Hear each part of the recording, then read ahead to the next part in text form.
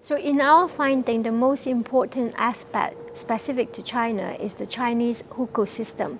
So Hukou is basically when you are born, where your mother, is associated registration, then that immediately go onto you.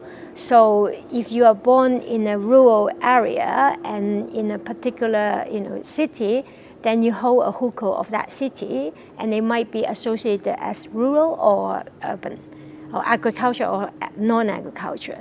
So in that case, if you hold that hukou, you have to claim for some social services, and in agriculture, you also have some claim of use of land, because land is owned by the government. But if you have an agriculture hukou, you can work on the land and earn income from working in that land. So that aspect we find is a very important labor mobility barrier. In addition, maybe other aspects that present also in other countries, like you need to acquire education to move, or when you move, you have to pay some moving costs. So what we find is this hukou system has a much important implication on workers' decision to move across rural to urban, and as a result on sectorial allocation of agriculture to non-agriculture. And in most of the other work people done for the Chinese labor market, they focus on where workers move, you lose productivity. So our finding is, if you incorporate this kind of service attached to your hukou, then you can explain a lot more what we observe in the migration pattern, rather than just relying on, they lose productivity when they move. Yeah. Happening. I guess this is a very general thing in economics versus when we think of what policymakers have in mind. The introduction of the hukou clearly has something more than just economic well-being behind it. So I guess what our saying is, if we wanted to get the maximum benefit from the economics point of view, then the government should relax the hukou system. But perhaps the policymakers have something else on their mind in controlling the number of people in certain region for their policy planning. But what we are pointing out is the economic cost, that when you look at the Chinese data, the non-agriculture or the urban sector has much higher productivity compared to agriculture or rural sector. So in the economy, if we want to benefit from that productivity gain, we believe people should have the choice to freely move to reap that benefit. If you look at many European countries during this process of urbanization and structural transformation, that's where a lot of aggregate growth come from. So what we believe is China has sort of stopped this opportunity, or at least it has reduced the potential for the Chinese economy to benefit from this kind of productivity gain. So because we still see a huge gap in that productivity across rural.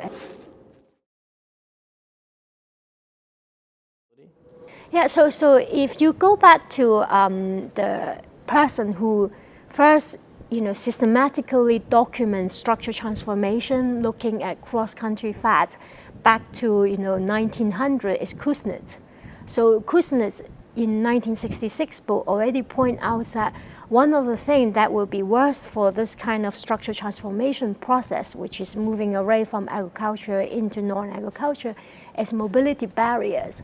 So mobility barriers in the old days, if you think about US, how income convergence between the North and South is, some people claim one form of mobility barrier is acquiring education. So when you have a reduction in education cost, it shows that you see the convergence of income across North and South. So that's one example. So for example, government provision of education, that might help. Now, on the other hand, if you look at more modern day data, so we look across OECD country and look at one particular kind of policy on government's subsidy toward childcare. That policy, again, what you see is it affects the labor allocation across different sectors of the economy. You will see in Scandinavia, because they have these free childcare availability, you see a lot of labor allocation is in terms of caring sector, childcare sector.